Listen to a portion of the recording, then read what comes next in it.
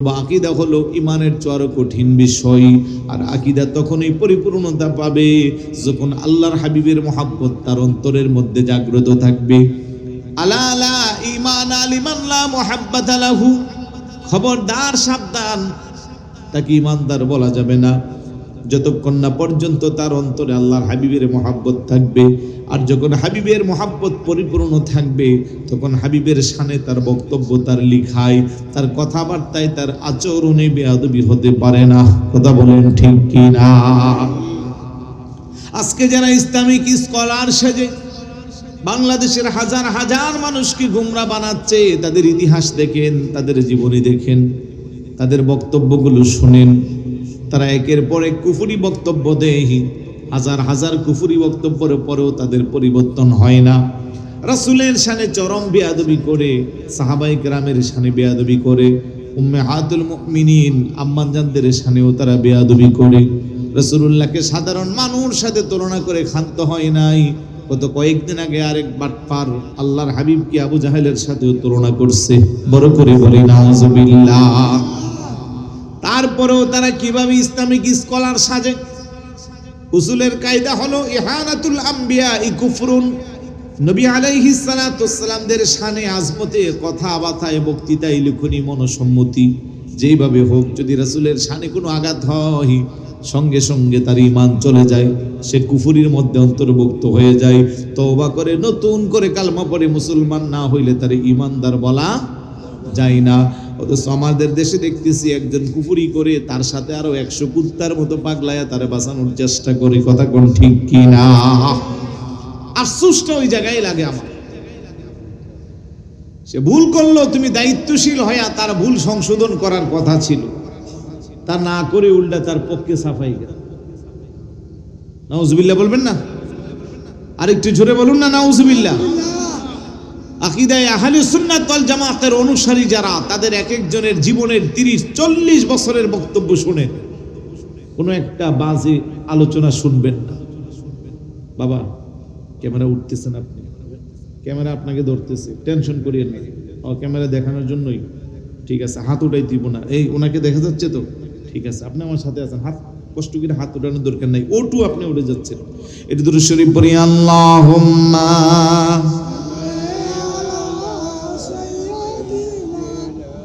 মাওলানা ওয়া আলা আলি সাইয়্যিদিনা। কোনো কষ্ট নিচ্ছেন? বকা দিছি, একটু খারাপ শব্দ বলছি, তাও এমনি বলি নাই। আফসোস, মানে এগুলো সহ্য করতে পারি না। আপনি ভুল করলে একবার করতে পারেন, 2 বার করতে পারেন, 3 বার করতে পারবেন। আপনি কি 100 বার ভুল করতে পারেন? আর 100 বার 50 বার যখন আপনি ভুলের উপরে দেখেন, তখন এটা তো ভুল মনে হয় না, তখন মনে হয় এটা কারো এজেন্ডা বাস্তবায়ন। কথা বলেন ঠিক না? এই জন্য আহলে সুন্নাত ওয়াল জামাতের আকীদা যারা বিশ্বাস করে তারাই খাঁটি। আমার মনের জল্পনা কল্পনা, নবী যাব আমি সোনার মদিনা। বলেন যাব আমি সোনার মদিনা। আওয়াজ হচ্ছে না? যাব আমি সোনার মদিনা, এই কথাটা কি একটু প্রেম নিয়ে বলা যায় না? তাহলে আওয়াজটা কি ছোট হবে না বড় হবে? এলাকার মানুষ এখনো ভাবতেছে মাহফিলে কোনো মানুষ নাই। আপনাদের আওয়াজ শুনলে ওরা ধরে নিবে যে না, মাহফিলে যাওয়া দরকার। তাই সবাই জবান খুলে আমার সাথে শুধু এইটুকুন বলতে পারবেন তো, যাব আমি সোনার মদিনা। বলবেন তো সবাই? বলবেন যে এটাও তো ভালো করে বলতেছেন না। আমার মনের জল্পনা কল্পনা, নবী যাব আমি সোনার মদিনা। পিছনে সবাই জুড়ে যাব আমি, হায় হায় যাব আমি সোনার মদিনার, চলে যাব আমি সোনার মদিনা। আনা গো যাব আমি সোনার মদিনা, আর চলে দেখিব আমি সোনার মদিনা। মনটা আমার অনেক খুশি, নবীজিকে ভালোবাসি। মনটা আমার অনেক খুশি, নবীজিকে ভালোবাসি। এই ভালোবেসে তৃপ্তি মিটে না, রাসূলে ভালোবেসে আনা গো যাবো আমি সোনার, আর রাসূলে দেখবো আমি, আর রাসূলে আপনাই ভালোবাসে যারা, আল্লাহর ওলি হই গো তারা, তোমায় ভালোবাসে যারা আল্লাহর ওলি। থাকে না তো চিন্তা ভাবনা, রাসূলে থাকে না তো আনা গো যাবো আমি সোনার, আর রাসূলে দেখবো আমি। রাসূল আপনার নামে এত জাদু, ডাকিলে মনে হই মধু, তোমার নামে এত জাদু, ডাকিলে মনে হই মধু, ওই মধু কোথাও মিলবে না, রাসূল ওই মধু আনা গো যাবো আমি সোনা, আর রাসূলে দেখবো আমি। আমার মনের জল্পনা কল্পনা নবী যাব আমি। জোরে বলি না মারহাবা। আল্লাহ যেন কবুল করে, সবার জীবনে একবার হলেও যেন মদিনার জিয়ারত নসিব করে, যারা দেখছি যেন বারবার দেখতে পাই। উপস্থিত হাটহাজারী উপজেলা পশ্চিম বাড়িগুনা সমাজ কল্যাণ সমিতির উদ্যোগে 2 দিন ব্যাপী 27তম পবিত্র জশ্নে ঈদে মিলাদুন নবী সাল্লাল্লাহু আলাইহি ওয়াসাল্লাম উদযাপন উপলক্ষে সুন্নি মহাসম্মেলনের আজকের সমাপনী দিবসের সম্মানিত সুযোগ্য সভাপতি হযরতুল হাজ মাওলানা মুহাম্মদ হাসান রাজা আল কাদেরী মুদ্দাসিল্লাহুল আলী, অধ্যক্ষ উরকিরচর মুহাম্মদিয়া গাউসিয়া সুন্নিয়া আলিম মাদ্রাসা সহ অসংখ্য গণিত উলামায়ে কেরাম, অতিথিবৃন্দ, সামনে বসা নবী প্রেমিক, অলি প্রেমিক, মাহফিল প্রেমিক, কোরআন সুন্নাহ প্রেমিক, আশিক রাসূল ভাইরা, পর্দার অন্তর আড়ালের মা ও বোনেরা, যুবক আমার সাথী ভাইরা, ছোট ছোট কলিজার টুকরারা, সবার প্রতি আন্তরিক সালাম। আসসালামু আলাইকুম ওয়া রাহমাতুল্লাহি ওয়া বারাকাতুহু। সর্বপ্রথম মহান আল্লাহ সুবহানাহু ওয়া তাআলার দরবারে অসংখ্য গণিত শুকরিয়া, যে আল্লাহ দয়া করে, মায়া করে, মহব্বত করে আল্লাহ পাকের অসংখ্য গণিত বান্দা বান্দি থেকে যাচাই করে, বাছাই করে, নির্বাচিত করে আজকের এই আজিমুশান বেহেশতের বাগানে আসার, বসার, কিছু বলার, শ্রবণ করার তৌফিকটুকুন দান করেছে। সে আল্লাহর দরবারে শুকরিয়া আদায় করা দরকার আছে কি নাই? আসুন সকলে একবার জবান খুলে উচ্চ আওয়াজে রাত্রি নিস্তব্ধতাকে বন্ধ করার লক্ষ্যে সিংহের মতো গর্জন দিয়ে চিৎকার করে বলি আলহামদুলিল্লাহ। আর একটু জোরে বলি আলহামদুলিল্লাহ।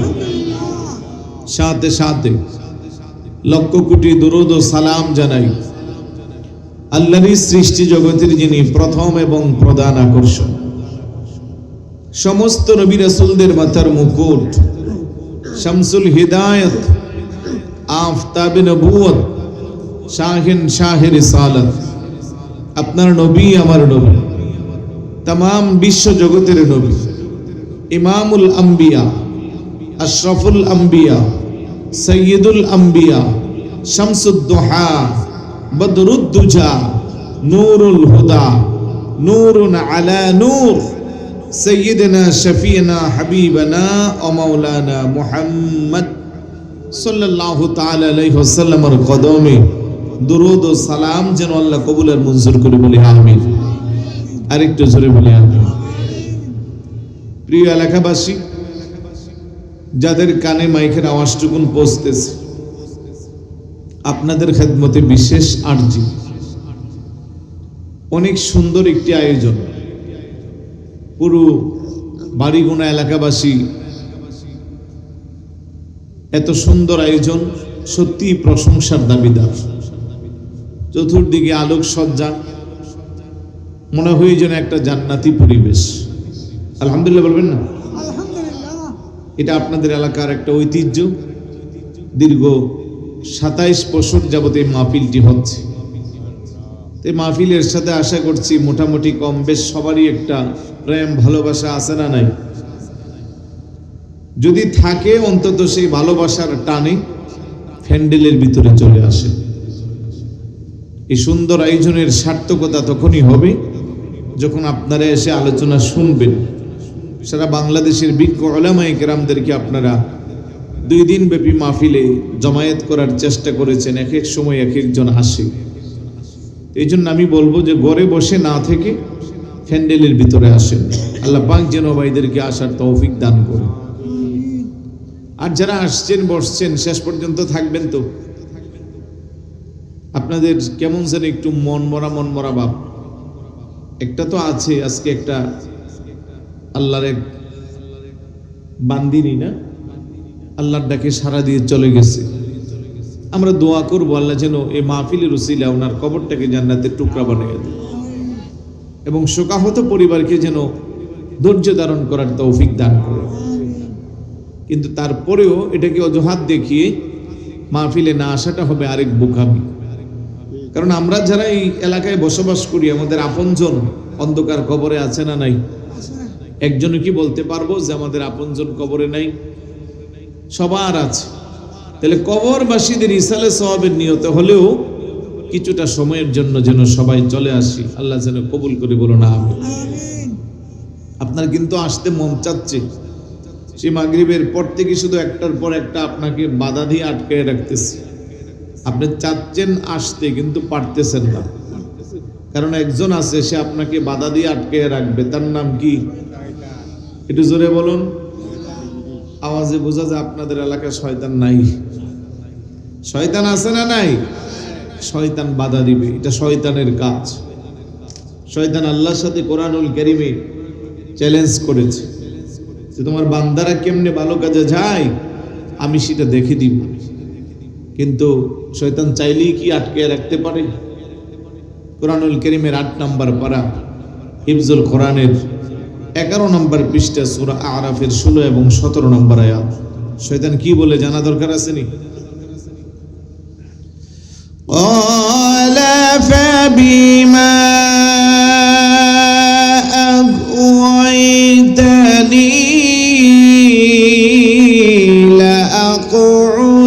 লাআকউদান্না লাহুম সিরাতাকাল মুস্তাকিম।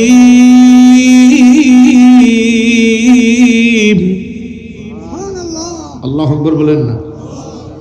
শয়তানকে আল্লাহ তুমি আমার অভিসম্পাদ দ্বারা লানত দিয়া বের করে দিয়েছো, সুতরাং তোমার বান্দারা কি করে সোজা পথে অগ্রগামী হয়, ভালো কাজে কিভাবে যায়, সহজ সরল পথে আমি রাস্তার মোড়ে মোড়ে উৎ পেতে বসে থাকবো।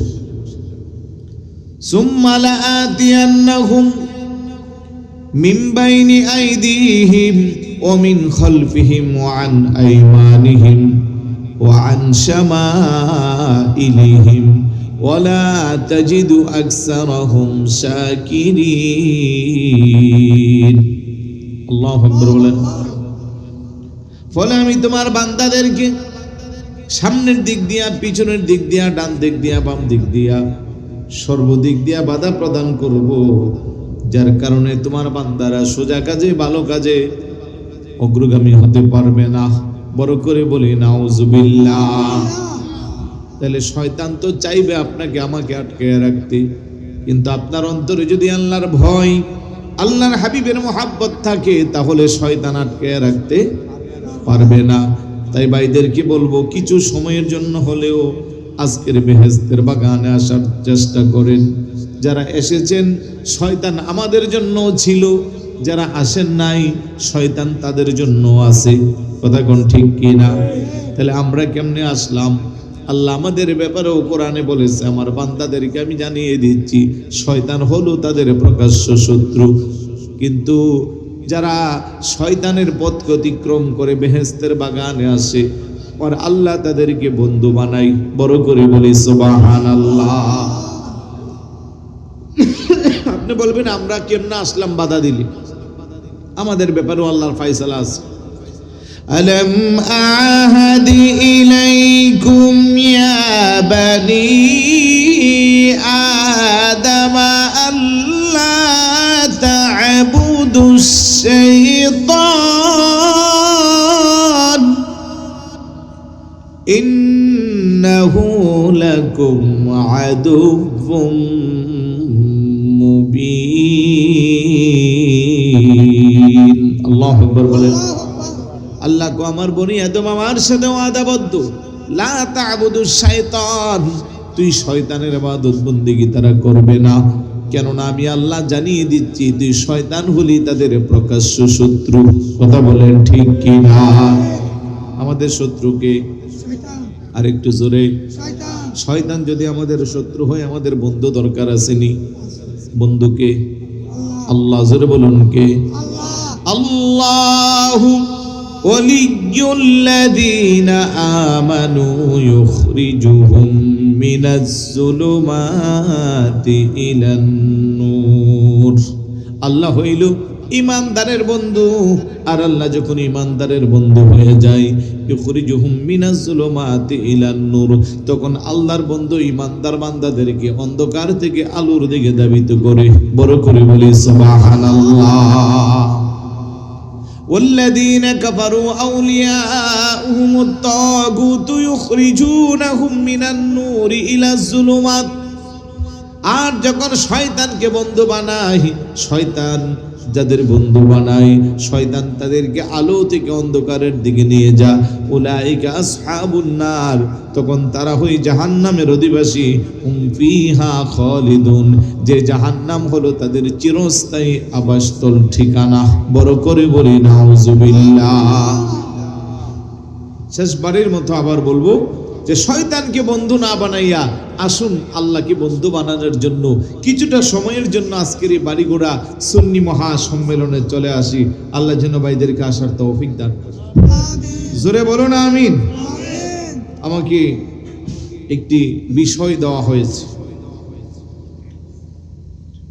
যুগে যুগে বাতিল ফেরকার ফিতনার কবলে উম্মার বিভক্তি, ঈমান আকীদা রক্ষার, আকীদায়ে আহলে সুন্নাত ওয়াল জামাতের বিশুদ্ধতার তুলনামূলক পর্যালোচনা খুবই গুরুত্বপূর্ণ একটি বিষয়।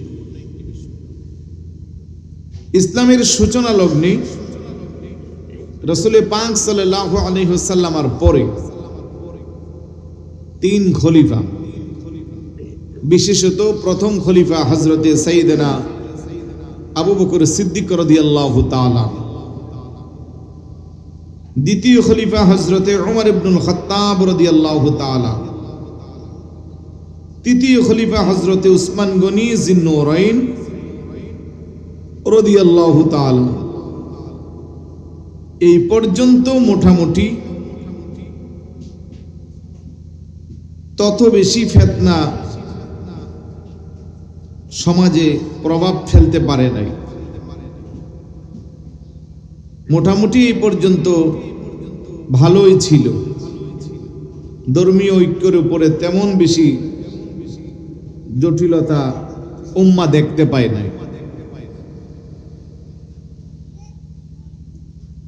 যে মাত্র সাইয়েদনা উসমান গনি জিন্নুরাইন রাদিয়াল্লাহু তাআলা আনহুর সময় শেষ হলো এবং ওনাকে শাহাদাত করা হলো, তারপরেই রাজনৈতিক অস্থিরতা শুরু হয়। এই অস্থিরতা থেকেই প্রথম বড় ধরনের মত পার্থক্য রাজনৈতিক থেকে আস্তে আস্তে দলগলভাবে সূত্রপাত ছড়িয়ে মুসলমানদেরকে আকীদাগতভাবে আস্তে আস্তে বিভক্তিতে শুরু হয়।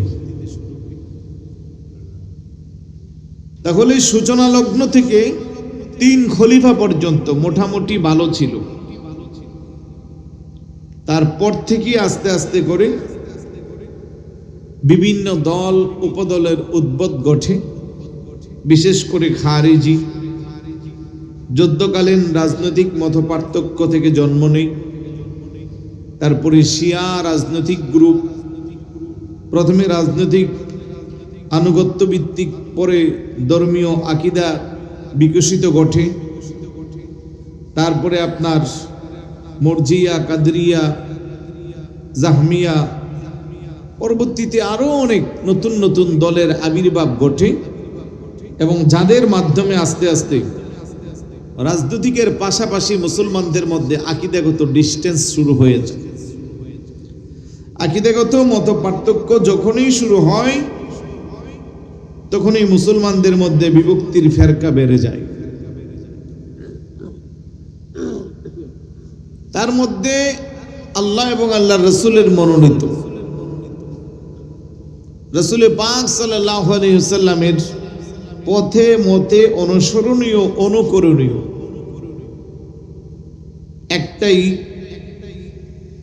দল, একটাই ফেরকা, যার নাম হলো আহলে সুন্নাত ওয়াল জামাত। অথচ আল্লাহ সুবহানাহু ওয়া তাআলা কোরআনে ইরশাদ করেছেন, যেটা আমি আমার খুতবায় তেলাওয়াত করেছি, 4 নম্বর পারা 2 নম্বর পৃষ্ঠা, সূরা আলে ইমরানের 103 নম্বর আয়াত। আল্লাহ সুবহানাহু ওয়া তাআলা ইরশাদ করেন, ওয়া'তাসিমু বিহাবিলিল্লাহি জামিআন ওয়া লা তাফাররাকু। তোমরা আল্লাহর রশ্মিকে ভালোভাবে শক্তভাবে আঁকড়ে ধরো, ওয়ালা তাফাররাকু, বিক্ষিপ্ত হয়ো না, বিচ্ছিন্ন হয়ো না। আজকের এই দিনে মুসলমানদের দিকে তাকাইলে দলের কোনো শেষ নাই, উপদলের কোনো শেষ নাই, অথচ সবাই দাবি করে আমি ইমানদার, সবাই দাবি করে আমি মুসলমান। অন্য জায়গা দেওয়া দরকার নাই। বাংলাদেশে টুপিওয়ালা, দাড়িওয়ালাদের মধ্যে দেখেন কত ফেরকা আছে না নাই?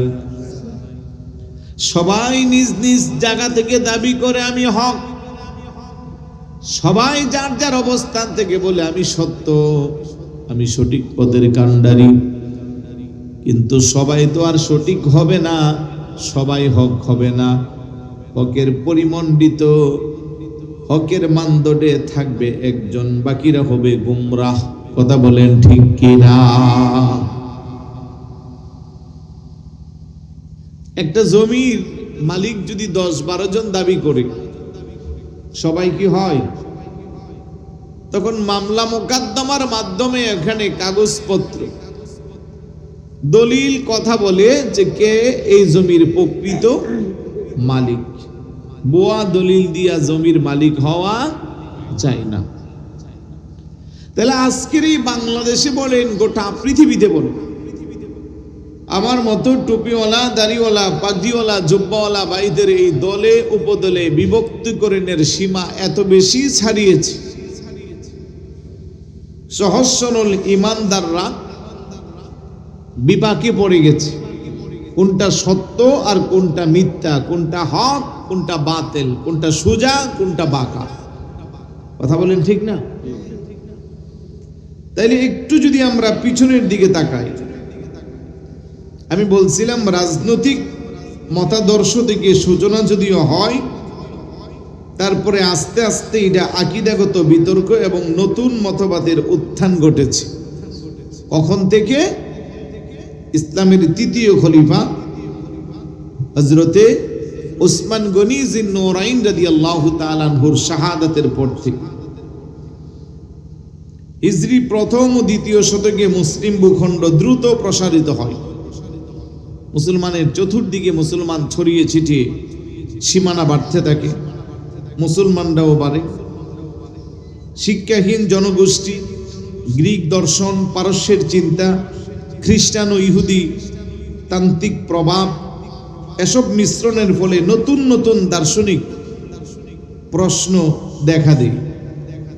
আর তখনই আস্তে আস্তে এক একজন এক এক রকম ইসলামের ব্যাখ্যা যখন দিতে শুরু করে, ফেরকাগুলো বেশি আলোচিত হয়। বিশেষ করে কাদরিয়া, জাবরিয়া, মুতালিজা, জাহমিয়া, এসব একটি বড় অংশের বিভ্রান্ত রটালেও করলেও উলামায়ে হক যেমন চার মাযহাবের ইমাম আবু হানিফা, ইমাম মালিক, ইমাম শাফিঈ, ইমাম আহমদ ইবনে হাম্বল এবং তাফসির হাদিস বিশেষজ্ঞ যারা দৃঢ়তার সাথে তাদের এই বাতিল ফেরকার জবাব দিয়ে আসছে। মারহাবা বলবেন না? যখনই এই বিভ্রান্ত রটানো শুরু করেছিল, যুগের শ্রেষ্ঠ আলেম যারা, মাযহাবের ইমাম যারা, তারা কিন্তু তা প্রতিহত করেছে। তারপরে মধ্যযুগে রাজনৈতিক রাজবংশ ফিরকার বিভ্রান্ত রটে, বিস্তার ঘটে। আব্বাসীয় যুগে, ওমাইয়ার যুগে প্রতিটি রাজনৈতিক বিরোধীর সঙ্গে প্রায় ধর্মীয় ব্যাখ্যা যুক্ত হয়ে যেত। এর ফলে কিছুটা রাষ্ট্র সমর্থিত মতবাদ এবং বিরোধী দল সমর্থিত মতবাদ জন্ম নেয়।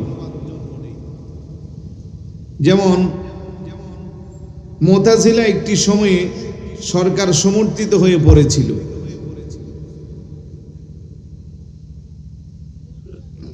ফাতেমিদ তথা ইসমাইলি শিয়া যাদেরকে বলা হয়, রাষ্ট্র প্রতিষ্ঠা করে তাদের বিশ্বাস প্রচার করে। এভাবে দেখা যায় আস্তে আস্তে যখন মুসলমানের পরিধি, এরিয়া, ব্যাপকতা বেড়ে যায়, নতুন নতুন ফেরকার সৃষ্টি হয়, তখন মুসলমানদের মধ্যে বিভক্তি রটে যায়। এখন দেখেন বাংলাদেশেই যদি আমরা দেখাই, আমাদের এই বাড়িগুনা এলাকায় যদি দেখাই, এক একজন এক এক মতাদর্শের আছে না? তাহলে 1400 বছর যেহেতু মাঝখানে পার হয়ে গেল, তার মানে উপমহাদেশ বলেন, এশিয়া বলেন, আফ্রিকা বলেন, বাংলাদেশ বলেন, মত পার্থক্য আস্তে আস্তে ব্যাপকতা বৃদ্ধি পাইতে লাগলো। এই আধুনিক যুগে এসে আরো বেশি ফেরকা বেড়ে গেল। কেউ বলতেছে আমরা শুধু কোরআন মানি, কেউ বলতেছে আমরা শুধু হাদিস মানি, আবার হাদিস যারা মানে তারা বলে আমরা শুধু সহি হাদিস মানি। দ্যাট মিন্স তারা বোঝাচ্ছে তারা শুধু সহি বুখারী মানে। অথচ আমরা যারা আহলে সুন্নাত ওয়াল জামাতের আকীদা বিশ্বাস করি, আমরা আমাদের শরীয়তের উৎস 4টা: কোরআন, সুন্নাহ, ইজমা, কিয়াস। মারহাবা বলবেন না? এখন এই সমাজে এসে কেউ বলতেছে আমরা ইজমা মানি না, কিয়াস মানি না, হাদিসও মানি না, শুধু কোরআন মানি। তাদেরকে বলা হয় আহলুল কোরআন বা আহলে কোরআন। আর যারা হাদিস মানে তারা নিজেদেরকে দাবি দিচ্ছে আহলে হাদিস, যেই সংখ্যা বাড়িগোনাও পাওয়া যাবে। তো যুগ যুগ ধরে ইসলাম একটা রীতি নীতি অনুসরণ করে পদ্ধতিগতভাবে আস্তে আস্তে 1500 বছর চলে আসলো। মাঝখানে কতটা দল উপদলে বিভক্ত হয়েছে তার কোনো সীমা নাই। আর এই জন্য 1500 বছর পূর্বে আপনার নবী, আমার নবী চমৎকার ভাষায় তার ফয়সালা দিয়ে গেছে। তিরমিজি শরীফের হাদিস, আমার নবী বলেন ইন্না বানি ইসরাঈল তাফাররাকাত আলা 72 ফিরকাতান ওয়া তাফতারিকু উম্মতি আলা 73 মিল্লাতান কুল্লুহুম ফিন্নার ইল্লা মিল্লাতান ওয়াহিদাতান ক্বালু মান হিয়া ইয়া রাসূলুল্লাহ ক্বালা মা আনা আলাইহি ওয়া আসহাবি। চিৎকার করে বলে সুবহানাল্লাহ। আমার নবী বলে শুনো, নিশ্চয় বনি ইসরাইলের যুগে নবীদের উম্মতের দল ছিল 72টা, আমার উম্মতের মধ্যে একটা বাড়াইয়া হবে 73টা।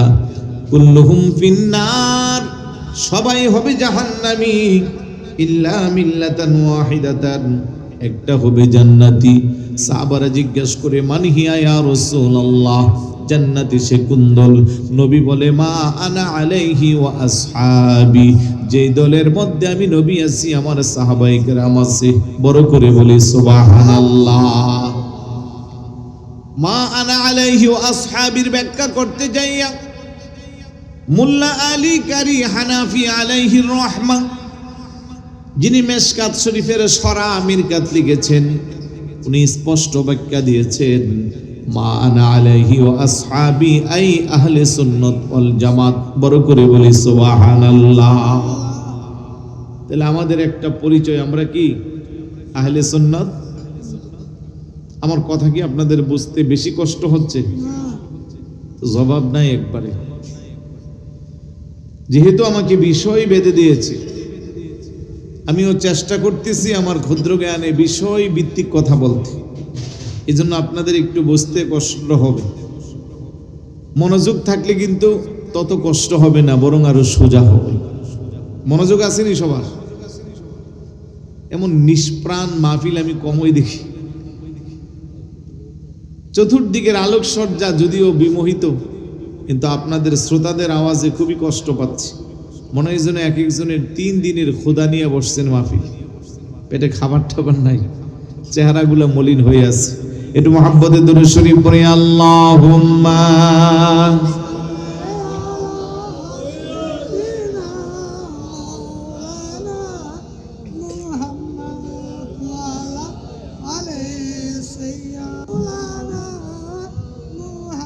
আরো জোরে পড়ি, আল্লাহুম্মা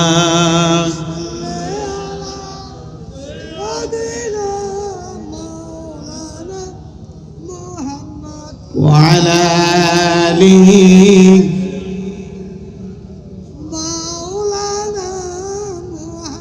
রাহমাতাল লিল আলামিন। নবীজি রহমতের খজিনা,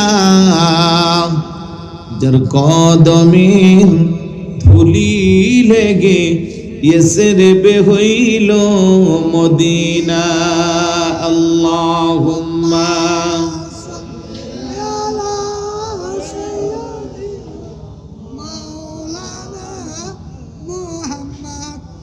ওয়া আলা আলিহি। জবান খুলে বলি, ইয়া রাসূলুল্লাহ ইয়া হাবিবাল্লাহ, ইয়া রাসূল ইয়া রাসূলুল্লাহ, তুমি জীবন তুমি মরণ, আধারে ঘরে তুমি আপন, তুমি জীবন তুমি মরণ, আধারে ঘরে তুমি আপন, তুমি মোদের পারের তরি, তুমি মোদের পারের তরি, তুমি নিদানে তরানেওয়ালা, ইয়া রাসূলুল্লাহ ইয়া রাসূলুল্লাহ ইয়া হাবিবাল্লাহ, ইয়া রাসূলুল্লাহ, তুমি মোদের আশার আলো, তাই তো তোমায় বাসি ভালো, তুমি মোদের আশার আলো, তাই তো তোমায় বাসি ভালো।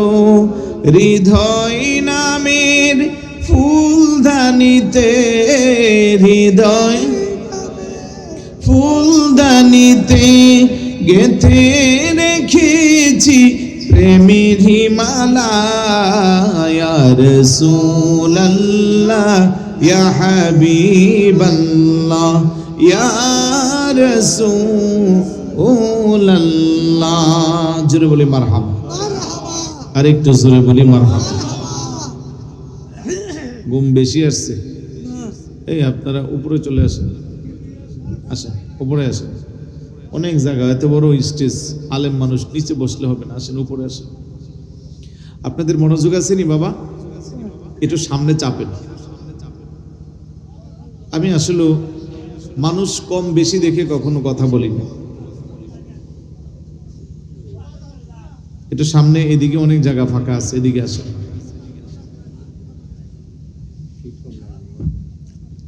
ভিতরে এত শীত নাই তো, বাহিরে শীত আছে। চট্টগ্রামে শীত নাই বললেই চলে। আমি গত প্রায় 6 দিনের মতো ওইদিকে ছিলাম, নরসিংদী, কিশোরগঞ্জ, ভৈরব, ব্রাহ্মণবাড়িয়া। ওইদিকে যে শীত, সেই তুলনায় এখানে শীত নাই বললেই চলে। তো যাই হোক, যেই কথা বলছিলাম যে এই যুগ যুগ ধরে বাতিল ফেরকার উম্মাকে বিভক্তিকরণ, এই সময়ে এসে আধুনিকতার সময়ে সবচেয়ে যে জিনিসটা কাজে করতেছে এই মোবাইল তথা আধুনিকতার কারণে। এখানে ধরতে পারতেন প্রিন্টিং মিডিয়া, ইলেকট্রনিক্স মিডিয়া, বিশেষ করে সোশ্যাল মিডিয়া উম্মাকে আরো বিভক্ত করতেছে। যে যার মতো করে ইসলামিক স্কলার সেজে মনের মতো করে উল্টাপাল্টা বক্তব্য দিচ্ছে, এবং এই গুগলের বিভিন্ন অ্যাপসের মাধ্যমে বিজ্ঞ উলামায়ে কেরামের যেই কিতাবগুলো আছে এগুলোকে যারা অনুবাদ করতেছে তারা তাদের সুবিধা মতো অনুবাদ করতেছে। যেমন কেউ যদি অন্য মতাদর্শের হয়, আর মনে করেন এখানে একটা 500 পৃষ্ঠার কিতাব আহলে সুন্নাত ওয়াল জামাতের আকীদার, এখন একজন বাতিল ফেরকা যখন এটার কাজ করবে, সে আকীদার কথা যেখানে আছে এগুলো কাটছিট করে তার মতো করে সে ঢুকিয়ে দিবে। তাহলে জাতির কাছে মেসেজটা আসতেছে উল্টা। মানুষ যেহেতু এখন বই পুস্তক লাইব্রেরিতে অভ্যস্ত নয়, সে সারাক্ষণ মোবাইল নিয়ে বসে আছে।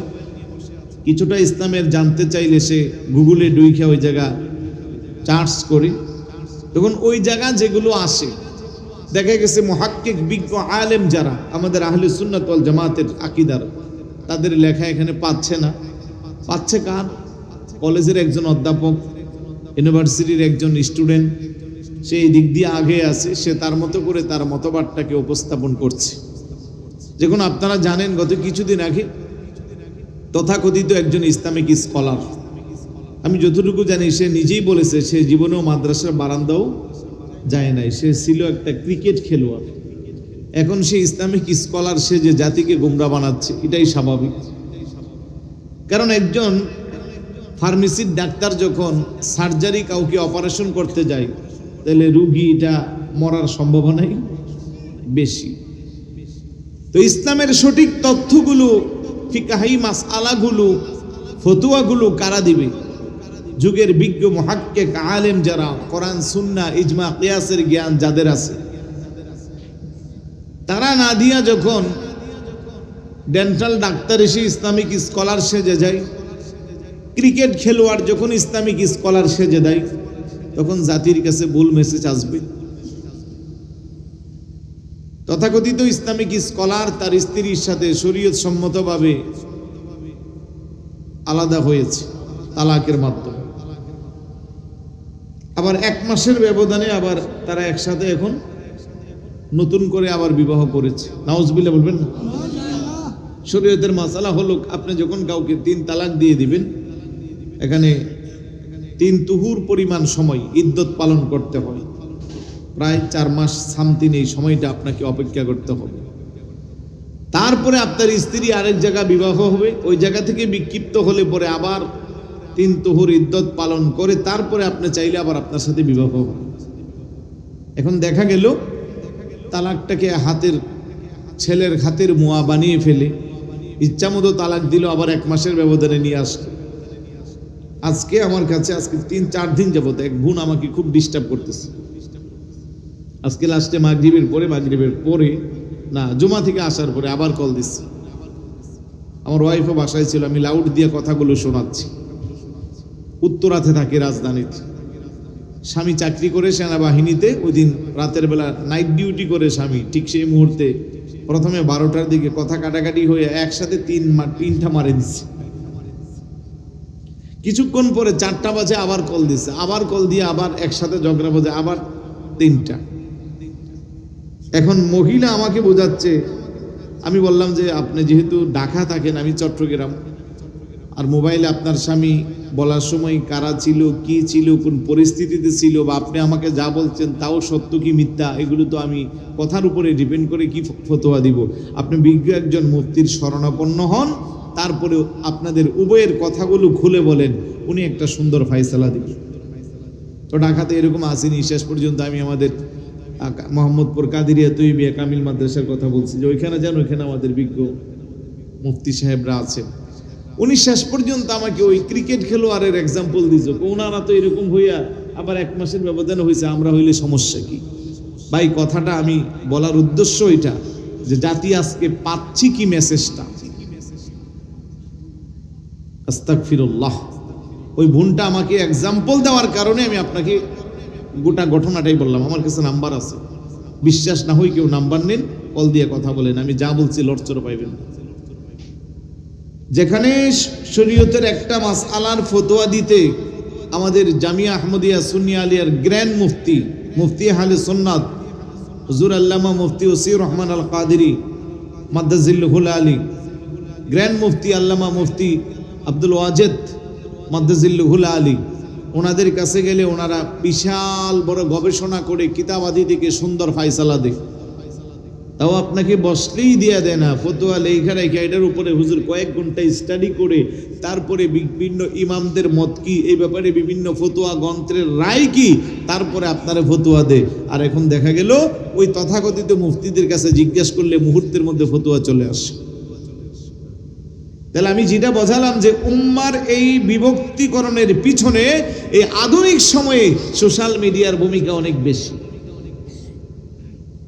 আপনি যদি আকীদার একটা আলোচনা শুনতে যান,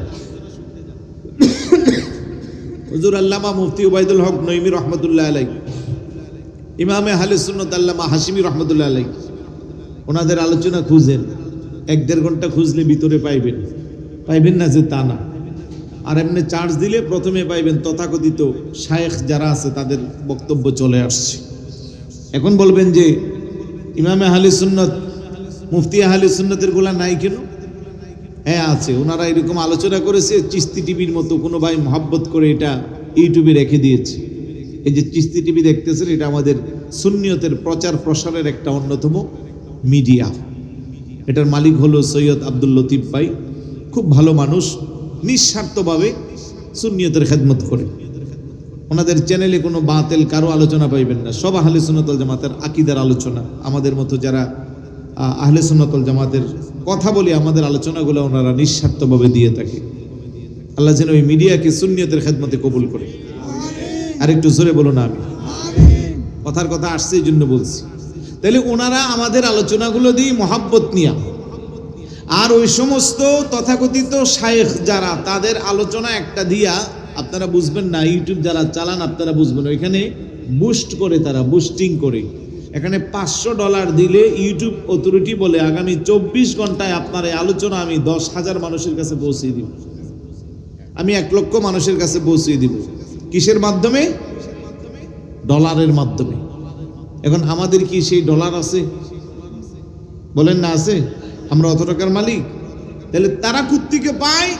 নিশ্চয়ই তাদের পিছনে কোনো না কোনো এজেন্ডা বাস্তবায়ন করে ইহুদি খ্রিস্টানদের টাকা এনে ঢেলে দিয়ে মুসলমান জাতির মধ্যে বিভক্তি সৃষ্টি করার জন্য তাদেরকে কোটি কোটি ডলার দেওয়া হয়। বড় করে বলি নাউজুবিল্লাহ। এটা শুনতে খারাপ লাগলে এটাই চিরন্তন সত্য। আজকে গোটা জাতি এত বেশি দলে উপদলে বিভক্ত হয়েছে এই একমাত্র সোশ্যাল মিডিয়ার অপব্যবহারের কারণে, মিস ইনফরমেশনের কারণে, মিথ্যা তথ্যের কারণে। কিছু কিছু ইসলামিক স্কলার নাম দিয়া বাংলাদেশে আছে, এই টিস্যু পেপার থেকে শুরু করে একেবারে মহাকাশ পর্যন্ত যে কোনো প্রশ্ন জিজ্ঞেস করবেন তার জবাব দিকে 5 সেকেন্ডের বেশি লাগে না। 5 সেকেন্ডের মধ্যে সে সব কিছুর জবাব দিতে পারে। এটা কি সঠিক না বেঠিক এটা পরের কথা। এখন দেখা গেল তার এই জবাব শুনে বহু উল্টা পাল্টা মাসালা এখন আমাদের সমাজে বাসতেছে। বাইরা না বুঝে সেটাকে অ্যাকসেপ্ট করতেছে আর মনে করতেছে যেহেতু গুগলে আর ইউটিউবে ফেসবুকে পাওয়া যাচ্ছে, ওনার চেয়ে বড় মুফতি আর কেউ নাই। কিন্তু গ্র্যান্ড মুফতিদের কাছে যে ফিকার কিতাব খুলে দিলে 5 লাইন ইবারত পড়তে ওনার নিচে দিয়ে গরম হয়ে যাবে। ওনার খুঁজেও পাওয়া যাবে না, উনিও বড় মুফতি। হ্যাঁ, ফেসবুক মুফতি, ইউটিউব মুফতি, নাউজুবিল্লাহ বলবেন না? তো জাতিকে গোমরা করার জন্য তাদের ভূমিকাও অনেক বেশি। আচ্ছা, এই পর্যন্ত যা বলছি আপনাদের কি বুঝতে অসুবিধা হচ্ছে? আমার বিষয়টা কিন্তু জামাতের যথার্থ আকীদা যারা হৃদয়ে লালন করে বিশ্বাস করে তারাই ঈমান আকীদা রক্ষার গ্যারান্টি আছে, তার বাইরে কারো নাই। আমাদের আহলে সুন্নাত ওয়াল জামাতের আকীদা বিশ্বাস করে যারা, তারাও তো অনেকে এখন বেঈমান হয়ে যাচ্ছে। উত্তরবঙ্গে যান ওইদিকে আমার ব্রাহ্মণবাড়ি এলাকা, অনেক পীর মাশায়েখ শিয়া হয়ে যাচ্ছে, টাকার কাছে বিক্রি হয়ে যাচ্ছে। এগুলো আমি ওপেন বলি, অনেক আমার শত্রু হয়ে গেছে। এমন অনেক আছে যাদের দরবারে আমি মাহফিল করেছি, এখন দাওয়াত দিলে আর দাওয়াত নিতে পারবো না। তাদের বিরুদ্ধে এখন আমি বলতেছি, আহলে বাইতের মুহাব্বতের নাম দিয়া, পাক পাঞ্জাতনের মুহাব্বতের নাম দিয়া যখন সাহাবায়ে কেরামদের সমালোচনা করে, সাইয়েদনা আবু বকর সিদ্দিক রাদিয়াল্লাহু তাআলা আনহুকেও ছাড় দেয় না, আমিরে মুআবিয়া রাদিয়াল্লাহু তাআলা আনহুকে ছাড় দেয় না, তারা কখনো সুন্নি হতে পারে। এই জন্য আমি বলি যে আপনারা শিয়াইজম চালান, কোনো আপত্তি নাই, সুন্নি পরিচয় দিয়ে না। নিজেদেরকে দাবি করেন, যেমন আমরা তো অনেকে লিখি সুন্নি আল কাদেরি, লেখে না? আমার নামের পিছনে অনেক জায়গায় লেখে, এই যে এখানে আছে মিজানুর রহমান আজিজি সুন্নি আল কাদেরি। তো আপনারাও লেখেন, আপনাদের নাম লিখে শিয়া পিছনে লাগাই দেন, আমাদের কোনো আপত্তি নাই। সুন্নি পরিচয় দিয়ে শিয়াইজম চালাবেন আর আমরা চুপ থাকবো, এটা হতে পারে? আহলে সুন্নাত ওয়াল জামাতের আকীদা বিশুদ্ধ। তিরমিজি শরীফের হাদিসটাও আমি শুনিয়েছি, রাসূলুল্লাহ বলে, মা আনা আলাইহি ওয়া আসহাবি, যেই দলে আমি এবং আমার সাহাবায়ে কেরাম আছি। মা আনা আলাইহি ওয়া আসহাবির ব্যাখ্যা দিতে যে মোল্লা আলী কারি হানাফি আলাইহির রহমা, যিনি মেশকাত শরীফের সরা মিরকাত লিখেছেন, উনি বলেন মা আনা আলাইহি ওয়া আসহাবি আই আহলে সুন্নাত ওয়াল জামাত। বড় করে বলি সুবহানাল্লাহ। মজার ব্যাপার হলো, এখন সবাই নিজেরা আহলে সুন্নাত ওয়াল জামাত দাবি করে, আছে না? যারা আমাদের মুখালেফ তারাও নিজেকে বলে আমরাও আহলে সুন্নাত। শুধু আহলে সুন্নাত ওয়াল জামাত না, নরসিংদী এলাকায় দেখছি পোস্টারে খাঁটি আহলে সুন্নাত ওয়াল জামাত। ওদের দৃষ্টিতে আমরা বেজাল আর ওরা কি খাঁটি। নাউজুবিল্লাহ বলবেন না? আমি কই খাঁটি লাগে আরো ক্লিয়ার করলো, তার মানে এতদিন ওরা বেজাল ছিল, এখন খাঁটি হইতেছে। কারণ আমাদের এই দলের বয়স কিন্তু ১৫০০ বছর। বলেন কয় বছর? আমাকে যদি জিজ্ঞাসা করে, নাই তুমি আকীদা শিখছো, তুমি যে আহলে সুন্নাত ওয়াল জামাত কিভাবে জানলা? আমি বলবো, আমি চট্টগ্রাম জামিয়া আহমদিয়া সুন্নি আলিয়ায় যখন কামিলে পড়েছি, হাদিস ফিকহ তাফসিরে আমার উস্তাদরা আমাকে আহলে সুন্নাত ওয়াল জামাতের পরিচয় দিয়েছে। আমার উস্তাদদেরকে জিজ্ঞেস করলে ওনারা বলবে আমাদের দাদা উস্তাদ শিক্ষা দিয়েছে, ওনাদেরকে জিজ্ঞেস করলে বলবো ওনার উস্তাদ শিক্ষা দিয়েছে, ওনাকে জিজ্ঞেস করলে বলবে আমার উস্তাদ শিক্ষা দিয়েছে। এইভাবে যেতে যেতে চলে যাবে প্রায় ১৩০০ বছর পূর্বে। জিজ্ঞেস করলে আপনি কোত্থেকে শিখছেন? বলবে তাবি থেকে। আপনি কোথায় থেকে শিখছেন? তাবিঈ থেকে। আপনি কোথায় থেকে শিখছেন? বলবে সাহাবী থেকে। সাহাবীরা বলবে আমরা সরাসরি পেয়ারা রাসূল থেকে। বড় করে বলি সুবহানাল্লাহ। তাহলে আমাদের আহলে সুন্নাত ওয়াল জামাতের দল নাম একটা, মাঝখানে চলে গেল ১৪০০ বছরেরও বেশি। আর আমার দেশে যে ফেরকাগুলো আছে, এক একটার বয়স দেখেন না। আমার এই ক্ষুদ্র বয়সে আমি তো কত কিছু দেখলাম। একটা সময় এসে পরিচয় দিয়ে আমরা সালাফি, কখনো এসে বলে আমরা আহলে হাদিস, কখনো আমরা বলে আমরা লা মাযহাবি, কখনো বলে আমরা এহাবি, কখনো বলে আমরা উহাবি, কখনো আমরা এধারবি ওধারবি, এরকম করে করে এই বয়সে আমরা কত দল দেখলাম। কথা বলেন ঠিক না? তার মানে জিনিস যেটা সত্য হয় তার এত নাম পরিবর্তন করতে হয় না। গুণগত মানে যখন পণ্য ভালো হয় এক নাম দিয়েই চলে, আর গুণগত মান বেশ কম হইলে ২ দিন পরে পরে নাম চেঞ্জ হয়। তারপরেও পাবলিকরে মার্কেটজাত বাজারজাত করা সম্ভব হয়। আমরা ছোট সময় একটা সাবানের নাম শুনতাম, আলমের পচা সাবান। আপনারা শুনতেন? আপনাদের এলাকায় ছিল? এখনো এটা মার্কেটে আছে। ভালো ভালো জিএসির মোড়ে ভালো দোকানে যেয়ে দেখে ভালো মানুষরা বলে ভাই আলমের পচা সাবান দিয়ে আমাকে পাস করলাম। আমি ছোট সময় ভাবতাম কিরে ভাই এটার নাম হইলো পচা সাবান, মানুষ আবার এটা এত খুঁজে কেন? এটার গুণগত মান ভালো। কতগুলো বিস্কিট আছে বাজারে, ছোট কাল থেকে আমরা দেখতেছি এখনো আছে। মানুষে যে নাম ধরে বলে এই বিস্কিটটা আমাকে দাও, তার মানে এটার গুণ মান এখনো কি রাখছে, ঠিক রাখছে। আর দেখেন গত 1-1.5 বছরও কত কোম্পানির কত প্রোডাক্ট আসে, একবার দুইবার তিনবার, কেউ একবার ইউজ করলে সেটাকে আর কেউ খুঁজে পাওয়া যায় না। কোম্পানি তখন ধরা খেয়ে যায়, কোম্পানির মাথা নষ্ট, প্রেসার বেড়ে যায়। নতুন এমডি নিয়োগ, দেখো স্যার এখানে কত টাকা ইনভেস্ট, 5 কোটি টাকা ইনভেস্ট, সবটাই তো জ্বলে। বলে হ্যাঁ, স্যার এক কাজ করেন আরো 50 লাখ টাকা খরচ করেন, আমি অন্তত আপনাকে 2 কোটি টাকা উদ্ধার করব। মালিক বলে কেমনে? কারণ একবারে 5 কোটি লসের চেয়ে আরো 50 লাখ দিয়া 2 কোটি পাইলে বিষয়টা মন্দ না। কেমনে? স্যার মার্কেট থেকে সব পণ্য একসাথে করব, করে উপরের যে প্যাকেটটা আছে, মোড়কটা আছে, ওটা চেঞ্জ করে ফেলবো। যেমন আমি আরো ভালো করে বোঝাই, এই যে টিস্যুটা উপরে লেখা আছে বসুন্ধরা হ্যান্ড টাওয়াল আছে না, এখন মনে করেন এটার যে ভিতরের যে পণ্যটা এটা তত ভালো না যে একবার নিচ্ছে সে আবার নিচ্ছে না। এখন কোম্পানি তো এগুলা 2 কোটি টাকার পণ্য পরে আছে, কোম্পানি কি করবে? তখন এমডি বলতেছে এগুলো একসাথে করেন, আনেন, আইন না আমরা উপরের যে কাভারটা আছে এটার একটু লাল নীল কাভার দিব, আর বসুন্ধরা না দিয়ে এখানে যমুনা হ্যান্ড টাওয়াল লাগাইয়া XYZ যে কোনো একটা নতুন নাম দিব। তখন যখন এগুলো আবার মার্কেটে বাজারজাত করব, মানুষ মনে করবে এটা নতুন জিনিস, তখন এটাকে আবার সবাই গ্রহণ করবে। ভিতরে ইউজ করলে না পরে বুঝবো এটা 2 নম্বর। কথা বলেন ঠিক না? তো বুঝতে বুঝতে ততদিন মার্কেটে আমাদের প্রায় 1 কোটি আসে যাবে। তো এই হলো বর্তমান নতুন নতুন নাম দিয়া যারা আহলে সুন্নাত ওয়াল জামাতের আকীদার বিভক্তি রটাচ্ছে, যারা নিজেদেরকে ইসলামিক স্কলার দাব দিয়া নিজেদেরকে আহলে হাদিস, সালাফি, লা মাযহাবি বিভিন্ন নাম দিয়া সমাজে কুচা রটনা রটাচ্ছে, মানুষের ঈমান আকীদা নষ্ট করছে।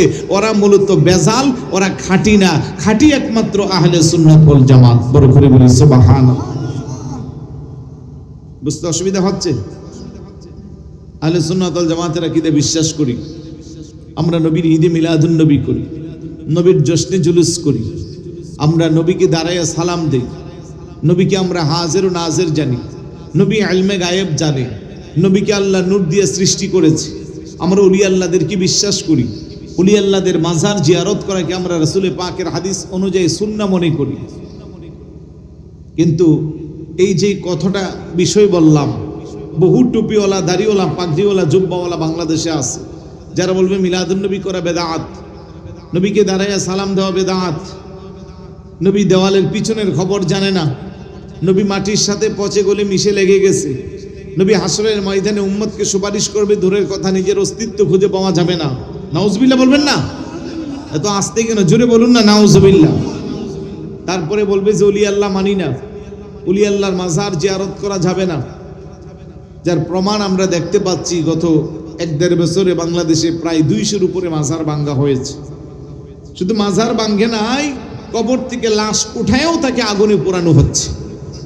যে সংস্কৃতির সাথে মুসলমানের ইতিহাসের কোনো সম্পর্ক, মুসলমান কখনো এই জঘন্যতম কাজ করতে পারতেছে না। কারা করলো? তারা আবার নামের আগে নিজেদেরকে পরিচয় দিল তাওহীদি জনতা। গোটা পৃথিবীর মানুষের কাছে মুসলমান জাতিকে কলঙ্কিত করে দিল, বাঙালি জাতির মান সম্মান শেষ করলো। কারণ তাদের মাথায় পাগড়ি আছে, টুপি আছে, গালে দাড়ি আছে, পরনে জুব্বা আছে, কুর্তা আছে, হাতে তসবিও আছে, মুখে আল্লাহর জিকিরও আছে। কথা বলেন ঠিক না? আমার ভাইয়েরা, বাবারা, তাইলে বুঝা গেল আকীদা যদি আহলে সুন্নাত ওয়াল জামাত না হয়, বাকি সব কিছু যদি তার থাকে, তার দেহ আমার চেয়ে অনেক মোটা, নামের আগে টাইটেল অনেক বেশি, পিছনেও টাইটেল অনেক বেশি, মানুষ তাকে অনেক বড় হুজুর মনে করে, জুব্বা, আবা, কাবা, তসবিহ, তাহলিল, জিকির, আজকার সব আছে, কিন্তু আকীদার তার মধ্যে নাই। আপনি বলবেন আকীদা কেমনে শিখবো, কেমনে বুঝবো? আমি বলবো আকীদা হলো ইমানের চর কঠিন বিষয়, আর আকীদা তখনই পরিপূর্ণতা পাবে যখন আল্লাহর হাবিবের মহব্বত তার অন্তরের মধ্যে জাগ্রত থাকবে।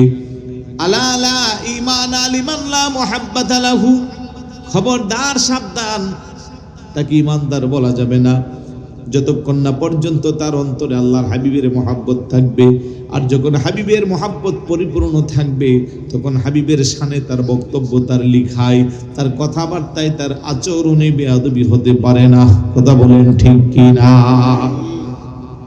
আজকে যারা ইসলামিক স্কলার সেজে বাংলাদেশের হাজার হাজার মানুষকে গোমরা বানাচ্ছে। তাদের ইতিহাস দেখেন, তাদের জীবনী দেখেন, তাদের বক্তব্যগুলো শুনেন। তারা একের পর এক কুফরি বক্তব্য দেয়, হাজার হাজার কুফরি বক্তব্যের পরেও তাদের পরিবর্তন হয় না। রাসূলের শানে চরম বেয়াদবি করে, সাহাবায়ে কেরামের শানে বেয়াদবি করে, উম্মাহাতুল মুমিনিন আম্মাজানদের শানেও তারা বেয়াদবি করে। রাসূলুল্লাহকে সাধারণ মানুষের সাথে তুলনা করে ক্ষান্ত হয় নাই। গত কয়েকদিন আগে আরেক বাটপার আল্লাহর হাবিবকে আবু জাহেলের সাথেও তুলনা করছে। বড় করে বলি নাউজুবিল্লাহ। তারপরেও তারা কিভাবে ইসলামিক স্কলার সাজে। উসুলের কায়দা হলো ইহানাতুল আম্বিয়া কুফরুন। নবী আলাইহিস সালাতু ওয়াসসালামদের শানে আজমতে কথাবার্তায়, বক্তৃতায়, লিখনি, মনসম্মতি যেইভাবে হোক, যদি রাসূলের শানে কোনো আঘাত হয় সঙ্গে সঙ্গে তার ঈমান চলে যায়, সে কুফরির মধ্যে অন্তর্ভুক্ত হয়ে যায়। তওবা করে নতুন করে কালমা পড়ে মুসলমান না হইলে তার ঈমানদার বলা যায় না। অথচ আমাদের দেশে দেখতেছি একজন কুফরি করে তার সাথে আরো 100 কুত্তার মতো পাগলায়া তারে বাঁচানোর চেষ্টা করে। কথা কোন ঠিক কি না? আফসোসটা ওই জায়গায় লাগে আমার। সে ভুল করলো, তুমি দায়িত্বশীল হয়ে তার ভুল সংশোধন করার কথা ছিল, তা না করে উল্টা তার পক্ষে সাফাই গেল। নাউজুবিল্লাহ বলবেন না? আরেকটু জোরে বলুন না নাউজুবিল্লাহ। আকীদায়ে আহলে সুন্নাত ওয়াল জামাতের অনুসারী যারা, তাদের এক একজনের জীবনের 30-40 বছরের বক্তব্য শুনে কোনো একটা বাজে আলোচনা শুনবেন না। বাবা ক্যামেরা উঠতেছেন, আপনি ক্যামেরা আপনাকে ধরতেছে, টেনশন করিয়েন না। ক্যামেরা দেখানোর জন্যই, ঠিক আছে, হাত উঠাই দিব না। এই ওনাকে দেখা যাচ্ছে তো? ঠিক আছে, আপনি আমার সাথে আছেন, হাত কষ্ট করে হাত উঠানোর দরকার নাই, ওটু আপনি উঠে যাচ্ছেন। এটা দুরূদ শরীফ পড়ি, আল্লাহুম্মা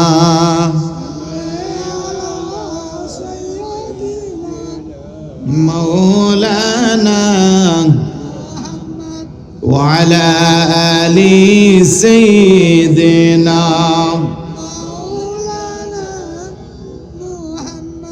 কষ্ট নিচ্ছেন?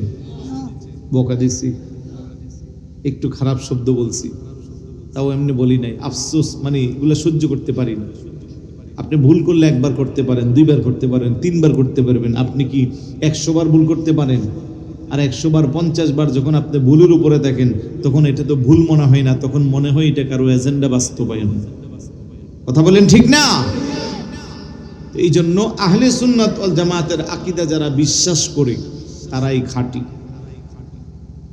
বলছিলাম যে রাসূলের মুহাব্বত থাকলে, আরবিতে একটা প্রবাদ আছে, হুব্বুকা শাই ইউমি ওয়া ইউসিম। ভালোবাসা মানুষকে অন্ধ এবং বধির বানাইয়া দেয়। অন্ধ বুঝেননি? আপনাদের চিটাঙ্গের ভাষায় বলে আদাইয়া। বলেন কি বলে? আধা না আদাইয়া কি বলে? এটা তো বাসকালি গো আদা, এটা তো রাউজান না হাটাজারি। কি বলে মুরব্বী আপনাদের এদিকে? আদাইয়া বলে না? তো তুমি আমার লোকমা দিলা কেন? আমি কোথাও না কোথাও শুনছি আদাইয়া। আবার আঞ্চলিক ভাষাও কিন্তু প্রতি 10 কিলো পরে পরে চেঞ্জ হয়, ঠিক না? যেমন মশকালির ভাষা আরো ডেঞ্জারাস, বাসকালিরটা কিছুটা আছে, আনোয়ারা আসলে আর একটু, টেকনাফ গেলে আরো ডেঞ্জারাস, আবার চট্টগ্রামেই পড়ছে, মিরেশ্বরায় গেলে আরেক রকম। প্রতি 10 কিলো পরে পরে ভাষার কি হয়? চেঞ্জ হয়। আর কথা কি অনেরা বুঝতে লাগবেন না? আওয়াজ একটু ডর করে কর না, সুবহানাল্লাহ। বুঝতেছি, চট্টগ্রামের ভাষা বললে এতক্ষণ জমজমাট থাকতো। পারি না বিদায় আপনারা আমাকে সহযোগিতা করছেন না। যে কথা বলছিলাম, প্রবাদটা হলো ভালোবাসা মানুষকে অন্ধ আর বধির করে দেয়। অন্ধ তো আদাইয়া, বধির মানে কি? বোয়ারা। মানে ভালোবাসলে মানুষ চোখে দেখে না, ভালোবাসলে মানুষ কানে শোনে না। বিষয়টা এরকম নাকি? বলেন না এরকম? আসলে এরকম না যে ভালোবাসলে আপনি চোখ বন্ধ করে একবারে চোখেই দেখবেন না, কানেই শুনবেন না। বিষয়টা হলো যে যাকে ভালোবাসে তার ভালোবাসার মানুষের কোনো দোষ ত্রুটি তার চোখে পড়ে না, তার ভালোবাসার মানুষের কোনো মন্দ কথা সে কান দিয়ে শুনতে পারে না। সুবহানাল্লাহ বলবেন না? মনে করেন একটা ছেলে পাশের বাড়ির একটা মেয়েরে মহব্বত করছে, যেটাকে আমাদের সমাজে বলে ভালোবাসা। এখন ছেলের মা বলে, তুই আমার একমাত্র ছেলে, তোর বাবার অডাল সম্পত্তি আছে, আমাদের তেমন কিছু চাওয়া পাওয়া ছিল না তোর কাছে। আচ্ছা তুই পাশের বাড়ির সখিনা বা জরিনারে মোহাব্বত করছিস, ঠিক আছে, কিন্তু সে যদি দেখতে একটু সুন্দর হতো, লম্বা হতো, মোটামুটি আমরা বলতাম যে আমাদের ছেলে যা পছন্দ করেছে মেয়েটা আমাদের ভালো লাগছে, কিন্তু তুই গিয়ে একটা কুৎসিত খাটো একটা মেয়ে, দেখতেও তো সুন্দর না, এই মেয়েটারে তুই বিবাহ করার জন্য পাগল পাড়া হইলি, তার প্রেমে পড়লি। তখন ছেলেটা কি জবাব দেয়? বলে, মা তোমাদের চোখে সে কালো হতে পারে, বেটে হতে পারে, খাটো হতে পারে, কিন্তু আমার চোখে সে পৃথিবীর সেরা। কথা বলেন ঠিক না? তার মানে যে যাকে ভালোবাসে তার ভালোবাসা মানুষ তার কাছে সেরা। তাহলে দুনিয়ার সাধারণ একটা মানুষ যদি আরেকটা মানুষের প্রেমে পইরা তার ভালোবাসাকে এতটা মূল্যায়ন করতে পারে, যাকে সৃষ্টি না করলে আসমান জমিন আরশ কুরসি লৌহ কালাম চন্দ্র সূর্য জান্নাত জাহান্নাম কোনো কিছুই আল্লাহ সৃষ্টি করতো না, যেই নবীকে চাঁদের চেয়ে সুন্দর করে আল্লাহ বানাইছে, সুবহানাল্লাহ বলবেন না? তো ওই নবীর উম্মত দাবি করে ১৫০০ বছর পরে এসে তুমি সেই নবীর ত্রুটি খুঁজে বের করো। তুমি কখনো বলো নবী মাটির মানুষ, কখনো বলো নবী মাটির সাথে পচে গলে মিশে লেগে গেছে, কখনো বলো নবী দেওয়ালের পিছনের খবর জানে না, কখনো বলো নবী তো নিজের অস্তিত্বই থাকবে না, হাসরের ময়দানে আবার কিভাবে সুপারিশ করবে, কখনো বলো ৪০ বছর পরে নবী হয়েছে, তার আগে আমাদের মতো সাধারণ মানুষ ছিল। তাহলে বোঝা গেল তোমার অন্তরে রাসূলের মুহাব্বত যেভাবে থাকা দরকার সেইভাবে নাই। সাহাবারা কেমন মানদণ্ডে রেখেছে জানা দরকার আছে না? একজন সাহাবী এসে বলে, হুজুর আবু জাহেল বলছে আপনার মতো এত কুৎসিত পৃথিবীতে আর কেউ নাই। নাউজুবিল্লাহ বলবেন না? রাসূলুল্লাহ বলতেছে সে সত্য বলছে। আরেকজন বলতেছে, হুজুর আবু বকর বলছে আপনার চেয়ে সুন্দর পৃথিবীতে আর কেউ নাই। আবু জাহেল বলতেছে কুৎসিত, আর আবু বকর বলতেছে আপনার চেয়ে সুন্দর পৃথিবীতে আর কেউ নাই। আল্লাহর নবীকে সদ্দাক্তা সে সত্য বলেছে। সাহাবারা দুইজনের কথা আবার কেমনে সত্য হয়? আমার নবী বলে, শোনো, আমার আবু বকর আমাকে তার জানের চেয়ে বেশি মহব্বত করে, তার স্ত্রী সন্তান টাকা পয়সা ধন দৌলত এক কথায় গোটা পৃথিবীর সব কিছুর চেয়ে এমনকি তার জানের চেয়েও আমি রাসূলুল্লাহকে বেশি মহব্বত করে, এই জন্য তার ভালোবাসার দৃষ্টি দিয়া পৃথিবীতে আমার চেয়ে সুন্দর পৃথিবীতে আর কেউ হতে পারে না, কারণ সে আমাকে ঈমানের চোখে দেখেছে। ঈমানের চোখে যারা রাসূলুল্লাহকে দেখে তারা রাসূলুল্লাহর সমালোচনা করতে পারে না। আর আবু জাহেল সে তো কাফেরদের সর্দার, সে তো আল্লাহর হাবিবকে একের পর এক কষ্ট দিয়েছে। তখন আমার নবী বলতেছে, শুনো, সে তো ঈমান আনে নাই। আল মারউ ইয়াকিসু আলা নাফসি, যে যেমন সে অন্য কেউ ভাবে তেমন। এই জন্য আবু জাহেল এরকম বলেছে, তাই আমি বলেছি আবু জাহেল সত্য বলেছে। সুবহানাল্লাহ বলবেন না? তাহলে আমরা যারা আহলে সুন্নাত ওয়াল জামাতের আকীদা বিশ্বাস করি, দেখুন তো সাহাবাদের সাথে আমাদের আকীদার মিল আছে কিনা। নবী প্রেমিক সাহাবী হযরত হাসান ইবনে সাবিত রাদিয়াল্লাহু তাআলা মসজিদে নববী শরীফের মধ্যে যার শানে চামড়ার গালিচা বিছিয়ে দেওয়া হইতো, হুজুর যখন মিহরাবে মিম্বারে বসে খুতবা দিত, হাসান ইবনে সাবিত রাদিয়াল্লাহু তাআলা আমার নবীর পেয়ারা চেহারা মুবারকের দিকে তাকাইয়া কলম দিয়া কবিতা লিখত। ওয়া আহসানু মিনকা লাম তারা কাত্তু আইনি ওয়া আজমালু মিনকা লাম তালিদিন নিসা খুলিকতা মুবাররাআন মিন কুল্লি আইবিন কাআন্নাকা কদ খুলিকতা কামা তাশাউ। চিৎকার করে বলি সুবহানাল্লাহ। সাহাবারা কেমন মন্তব্য করেছে? সাহাবী লেগে, ও আহসানু মিন কালাম তারাকাত আইনি, খোদার কসম গো নবীজি, আমার এই দুই চক্ষু এমন সুন্দর সুশ্রী পৃথিবীতে আর কাউকে দেখে নাই। দেখবে কেমন করে গো নবীজি? ও আজমালু মিন কালাম তালিদিন নিসা, পৃথিবীর কোনো মা তার গর্ভে এমন দামি সন্তান প্রসব করেন নাই। খুলিকতা মুবাররাআম মিন কুল্লি আইবিন, আমার আল্লাহ আপনাকে সৃষ্টি করেছে, আপনার কোনো ভুল নাই, আপনার কোনো দোষ নাই, আপনার কোনো ত্রুটি নাই। কাআন্নাকা কদ খুলিকতা কামা তাশাউ, আপনার সাথে পৃথিবীর কারো সাথে কোনো তুলনাও নাই। বড় করে বলি সুবহানাল্লাহ। সাহাবীর কি আকীদা? হুজুর আমার এই দুই চক্ষু আপনার মতো এত সুন্দর পৃথিবীতে আর কাউকে দেখে নাই, দেখবো কেমনি ইয়া রাসূলুল্লাহ? পৃথিবীর কোন মা তার গর্ভে এমন দামি সন্তান প্রসব করেন নাই। খুলিকতা মুবাররাআম মিন কুল্লি আইবিন, আল্লাহ আপনারে সৃষ্টি করেছে, আপনার কোনো দোষ নাই, ত্রুটি নাই। কাআন্নাকা কদ খুলিকতা কামা তাশাউ, আপনার সাথে আল্লাহর সৃষ্টিতে কারোর সাথে কোনো তুলনা। ১৩,০০০ বছর হয়ে গেল, আমরা যারা সুন্নি মুসলমান, আমাদের আকীদা সাহাবাদের সাথে হুবহুব মিল। আমাদের আকীদা আমার নবীর সাথে কারো তুলনা, আমাদের আকীদা আমার নবীর কোনো দোষ নাই, ত্রুটি। আমার আকীদা আমার নবীকে আল্লাহ পৃথিবীর শ্রেষ্ঠ সৌন্দর্য করে বানাইছে। আর আমার সমাজে বসবাস করে, আমার মতো মসজিদে ইমামতি করে, আমার মতো মসজিদে জমা পড়ায়, আমার মতো মাদ্রাসায় শিক্ষা গ্রহণ করে, আমার সমাজে বসবাস করে, আমার যেমন মাথায় টুপি ওনারও মাথায় টুপি, আমার যেমন গালে দাড়ি ওনারও গালে দাড়ি, আমার যেমন পরনে জুব্বা ওনারও জুব্বা, আমার যেমন মাথায় পাগড়ি ওনারও পাগড়ি। উনি বলতেছে কি? দোষে গুণে ভরা মানুষ। নবী দোষে গুণে ভরা মানুষ। নাউজুবিল্লাহর আওয়াজ এত ছোট, আরেকটু জোরে বলি না নাউজুবিল্লাহ। আছে না নাই এরকম? হাঁটাজারি নাই, বাড়ি ঘোনা নাই? আছে, সব জায়গায় আছে। ওই যে বলছিলাম এই জন্য আকীদা বড় গুরুত্বপূর্ণ বিষয়। আকীদা যদি ঠিক না থাকে সব বরবাদ,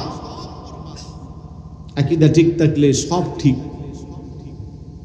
খুশনসিব লাগে, সৌভাগ্য লাগে আহলে সুন্নাত ওয়াল জামাতের অন্তর্গত হতে, এই আকীদাকে হৃদয়ে লালন করতে। হাজার হাজার কোটি টাকার মালিক আপনি,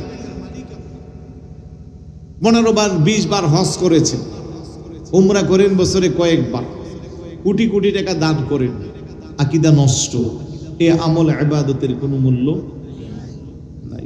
রিক্সা চালান, ঠেলা গাড়ি চালান, ভ্যান গাড়ি চালান, আপনার আকীদা বিশুদ্ধ আছে, হুব্বে মুস্তাফা রাসূলের ইশক, ভালোবাসা, প্রেম আপনার হৃদয়ে জাগ্রত, দুনিয়ার মানুষের কাছে আপনার ভ্যালু নাই, কারণ আপনার টাকা নাই, আপনার জনবল নাই, আপনার ভালো বংশ নাই, ভালো পোশাক নাই, ভালো খেতে পারেন না, খেটে খাওয়া মানুষ, দুনিয়ার মানুষের কাছে মূল্য নাই, কিন্তু আমার আল্লাহর কাছে আপনার মূল্য অনেক বেশি। জোরে বলি না সুবহানাল্লাহ। আমার ভাইয়েরা বাবারা, ওমর ইবনুল খাত্তাব রাদিয়াল্লাহু তাআলা রাসূলুল্লাহর সাথে একসাথে হাঁটতেছে। আল্লাহর নবী জিজ্ঞেস করে, ওমর আমার প্রতি আপনার ভালোবাসা কেমন? হযরত ওমর কই, ইয়া রাসূলুল্লাহ আমার স্ত্রী, সন্তান, টাকা পয়সা, ধন দৌলত সব কিছুর চেয়ে আমি আপনি নবীকে বেশি মহব্বত করি, শুধু আমার জানটা বাদ দিয়া। আমার নবী কয়, ওমর এখনো আপনি পাক্কা ঈমানদার হতে পারেন নাই। হযরত ওমর রাদিয়াল্লাহু তাআলা আনহু জিজ্ঞেস করে, কেন গো নবীজি? আমার নবীকে যতক্ষণ না আপনি আপনার জানের চেয়ে আমি রাসূলুল্লাহকে বেশি মহব্বত করবেন, ততক্ষণ আপনি ঈমানদার হতে পারবেন না। হযরত ওমর কয়, ফিদাকা আবি ওয়া উম্মি ইয়া রাসূলুল্লাহ, খোদার কসম গো নবীজি, আমার মা বাবা আপনার কদমে উৎসর্গ হোক। এই মুহূর্তে থেকে আমি ওমর আমার জানের চেয়ে আপনি নবীকে বেশি মহব্বত করি। চিৎকার করে বলি সুবহানাল্লাহ।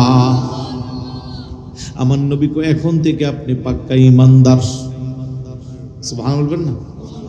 তাইলে যারা রাসূলুল্লাহকে মহব্বত করবে, ভালোবাসবে, ভালোবাসার মতো যদি ভালোবাসে, মহব্বত করার মতো যদি মহব্বত করে, তার দৃষ্টিতে রাসূলুল্লাহর শানে বেয়াদবি হতে পারে না, তার দৃষ্টিতে রাসূলুল্লাহর তাজিম সে কমাতে পারে না।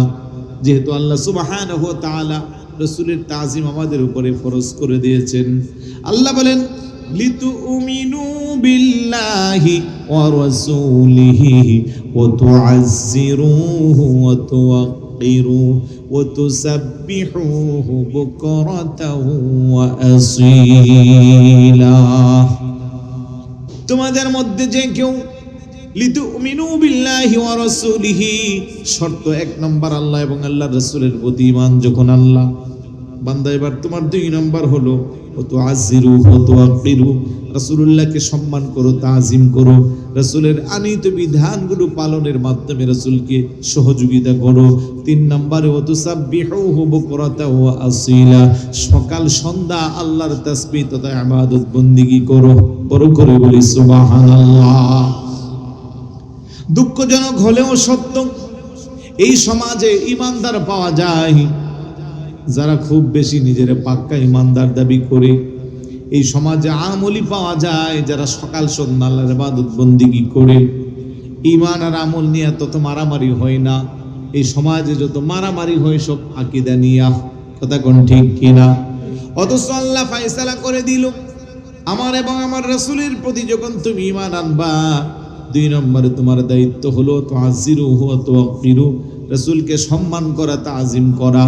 এখন রাসূলের সম্মান আর তাজিমের প্রশ্ন যখন আসে, আহলে সুন্নাত ওয়াল জামাত এই জায়গার মধ্যে আপোষহীন, কোনোভাবেই রাসূলের সম্মানে কোনো কমতি রাখে না, ঘাটতি রাখে না। তার বাকিরা যারা আছে তারা আপত্তি তুলে বিভিন্ন ধরনের বাজে মন্তব্য করে। কথা কোন ঠিক কিনা? খারাপ লাগতেছে?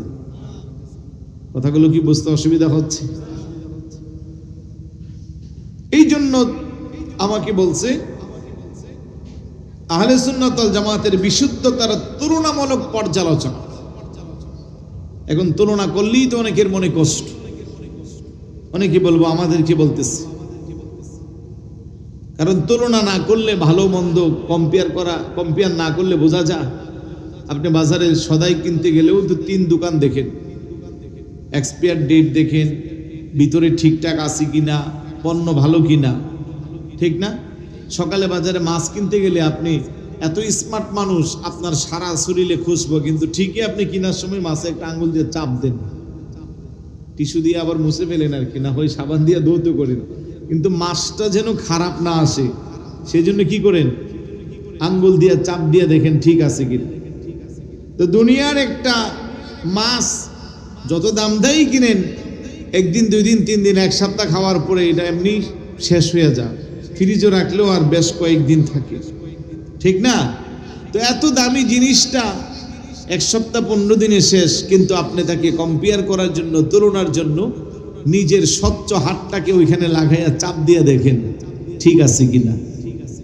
তো দুনিয়াতে চলার জন্য এত বাছাই করেন, আর পরকালে আপনি জান্নাতে যাওয়ার জন্য আপনার আকীদা বিশুদ্ধ লাগবে কি লাগবে না? আপনার ঈমানের উপরে ঠিক থাকতে গেলে আপনার আকীদার যাচাইয়ের দরকার আসেনি, কিন্তু এখন তো আকীদার যাচাই করেন না। অমুক হুজুর বলে দিল ওইটাই আমার সব ঠিক আছে। আমার যুবকদেরকে যদি আমি কিছু বিষয়ে কথা বলি মনে কষ্ট নিবে, কারণ সামনে আসতেছে রমজান মাস। যুবককে আমি বলবো তারাবি 20 রাকাত পড়তে হবে, যুবক বলবে অমুক শায়েখ বলছে 8 রাকাত পড়লেই যথেষ্ট। যুবক বলবে অমুক ভাইরাল হুজুরে বলছে কোয়ালিটি মেনটেন করে 8 রাকাত পড়লেই যথেষ্ট। কি মেনটেন করে? কোয়ালিটি। কথাগুলো আছে আপনারা জানেন, বলতেছে কোয়ান্টিটি না, আল্লাহ কোয়ালিটি দেখে। তো আল্লাহ নামাজ ফরজ করে দিল জোহরের 4 রাকাত, এখন কোয়ালিটি মেনটেন করে 1 রাকাত পড়লে হবে? এই সমস্ত কথাগুলো সমাজে কতটা ফিতনার প্রভাব ফেলেছে। ওই যে আমি বলছিলাম একটু আগে যে আধুনিকতার নামে সমাজে বিভ্রান্ত রটানো হচ্ছে, এটা আরেকটা নতুন ফিতনা। এখন রমজান মাসে দেখা গেল মসজিদে তারাবি 8 রাকাতের পরে মসজিদ অর্ধেক খালি। স্কুল কলেজ ইউনিভার্সিটিতে ইয়ং জেনারেশন যারা পড়ে, আমাদের কথাগুলো যাদের কাছে শত্রুর মতো লাগে, কারণ ভালো লাগবে, কারণ ওরা শর্ট ইসলাম পছন্দ করে। মেয়েরা বোরখা ছাড়া নিজের উলঙ্গপনা দিয়ে মার্কেটে চলতেছে আর বলতেছে আমি ইসলামকে হৃদয়ে লালন করি, আমি একজন পাক্কা মুসলমান, আমি ইসলামকে ভালোবাসি। তো ইসলামকে ভালোবাসলে আপনার পর্দা কোথায়? ইসলামে নামাজ পড়া যেমন ফরজ, রোজা রাখা যেমন ফরজ, প্রাপ্তবয়স্ক মহিলাদের জন্য পর্দা করাও ফরজ। আপনি ইসলামের কিছু মানবেন, কিছু মানবেন না, আপনি কিভাবে পাক্কা মুসলমান হবেন? আমরা যখন আপনাকে আবার পর্দার হুকুমের কথা বলবো, তখন আপনি বলবেন হুজুররা খুব বেশি এগ্রেসিভ, ওরা মৌলবাদী, বাড়াবাড়ি করে। অথচ আল্লাহ সুবহানাহু ওয়া তাআলা কোরআনে 1000 বছর পূর্বেই আপনাকে পর্দার হুকুম ফরজ করে দিয়েছে। রাসূলুল্লাহর নিশ্চিত জবান মুবারকের অনেকগুলো হাদিস আপনাকে বলা হয়েছে, কিন্তু আপনি সেগুলো মানছেন না। ওই আধুনিক হুজুরের কথাগুলো ভাল লাগতেছে, কারণ হুজুর ফতোয়া দিল যে মুখ খোলা রাখলে কোনো সমস্যা নাই। এখন আপনি ভালো করে মেকআপ টেকআপ দিয়ে মুখটা খুইলা রেখে শরীরটা ডাইখে এবার বলতেছেন অমুক হুজুর তো বলছি মুখ খোলা যাবে। এখন আপনি একটা ঘর বানাইলেন 20 লক্ষ টাকা খরচ করে, 10 লক্ষ টাকার ফার্নিচার উঠাইলেন, রাতের বেলা ঘুমানোর সময় দরজা খুললে ঘুমাইলে নিরাপদ না অনিরাপদ? বলেন না।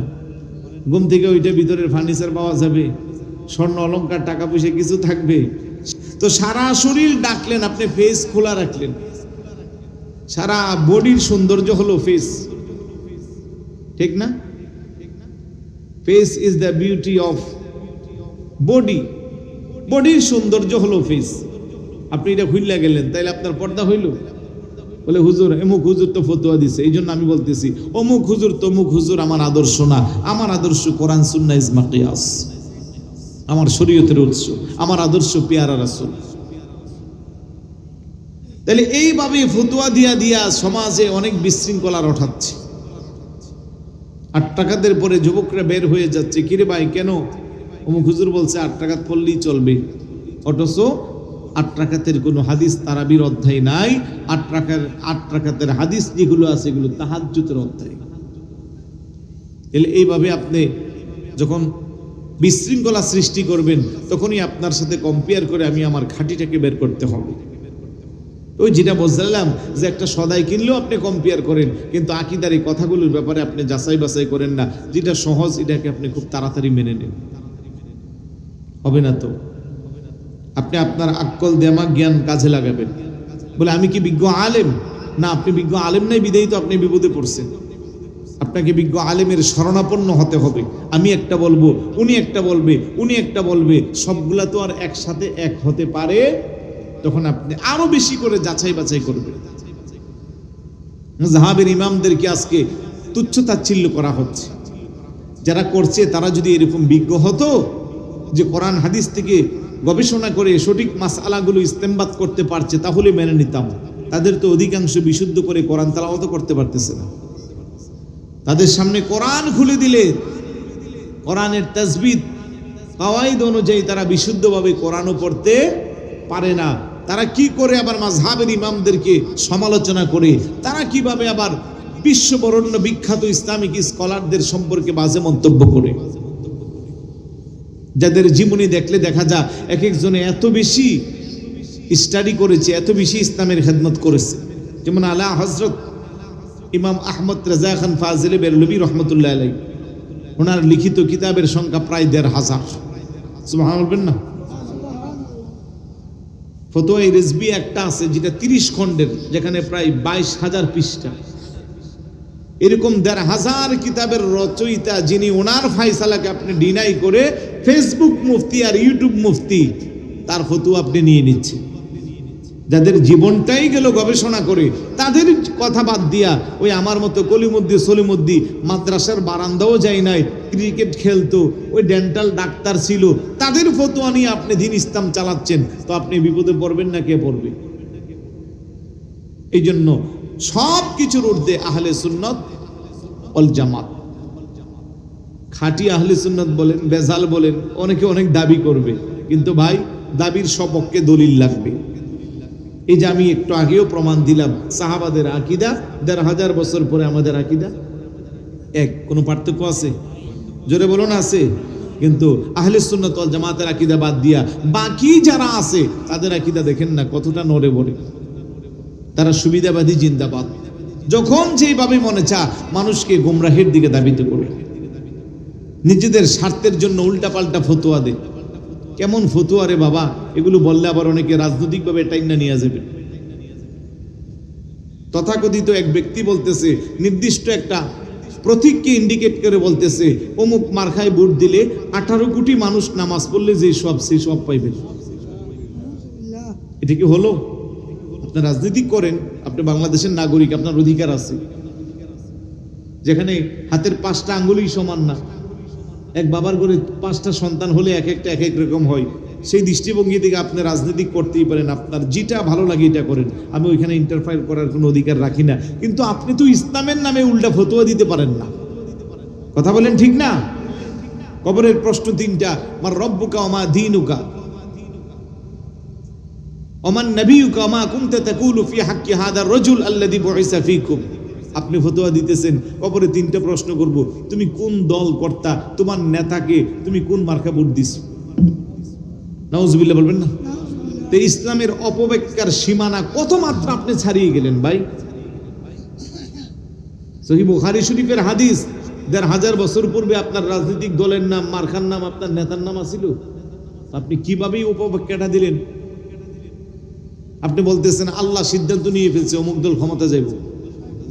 তা আল্লাহ সিদ্ধান্ত নিলে আপনার শুধু শুধু মাঠে ময়দানে দৌড়াদৌড়ি দরকার কি? আপনি ঘরে সরিষার তেল দিয়ে ঘুমান না?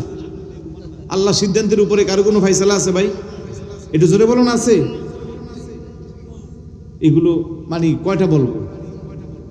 অনেকে মনে কষ্ট নেবেন যে এগুলা কেন বলতেছে।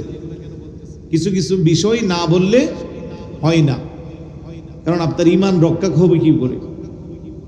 আপনার যা মন চায় তা বলবেন, সূর্য আপনার জন্য দাঁড়ায় থাকবে। অথচ আমরা যখন বলি যে রাসূলুল্লাহর আঙ্গুল মোবারকের ইশারা সূর্য উদিত হয়েছে, আমরা যখন ওলি আল্লাহর কেরামত বলি, তখন আপনি আবার এগুলো মানেন না। নিজের বেলা হইলে সব আরাম, আমাদের বেলা হইলে হারাম। নাউজুবিল্লাহ বলবেন না? এই জন্য বলবো, দুনিয়াবি ছোট্ট ফায়দার জন্য, চেয়ারের জন্য ইসলামকে কলঙ্কিত করবেন না। পূজা মণ্ডপে যায় রোজা আর পূজাকে একসাথে মিলাবেন না, আজান আর উলুধ্বনিকে একসাথে মিলাবেন না। এগুলো কোনো পাক্কা ইমানদার মুসলমানের কাজ হতে পারে। আমরা আহলে সুন্নাত ওয়াল জামাতের আকীদা বিশ্বাস করি, নবীর মিলাদুন নবী করি, তবারক খাই। আজকেও তবারক আছে না? গরু মহিষ আছে কয়টা? দুইটা মহিষ। এগুলো কে খাইবে? মানুষ কই না? বিরিয়ানির সময় এসে সব ফিল আপ হয়ে যাবো নাকি? যাক, তারপরেও বাইরে আসুক, নাহলে বিরিয়ানি থাকলে আবার নষ্ট হইব। কথা কোন ঠিক না? আমি যেটা বুঝাইবার চাইলাম, আমাদের মিলাদুন নবীর তবারক আছে না নাই? তবারক হলো এটা একটা শেফা। এই তবারক খায় অনেক মানুষ অসুস্থতা থেকে সুস্থতা লাভ করে। এখন আমাদের মিলাদুন নবীর তবারকে আমার ভাইরা ফতোয়া দে নাপাকি জিনিসের সাথে তুলনা করেছে, যেটা আমার মুখ দিয়ে আসবে না, বলছে না? তো আপনারা আমাদের মিলাদুন নবীর তবারককে নাপাকির সাথে তুলনা করলেন, ওই দিক দিয়ে আবার মন্দিরে যাইয়া প্রসাদ খাচ্ছে। নাউজুবিল্লাহ বলবেন না?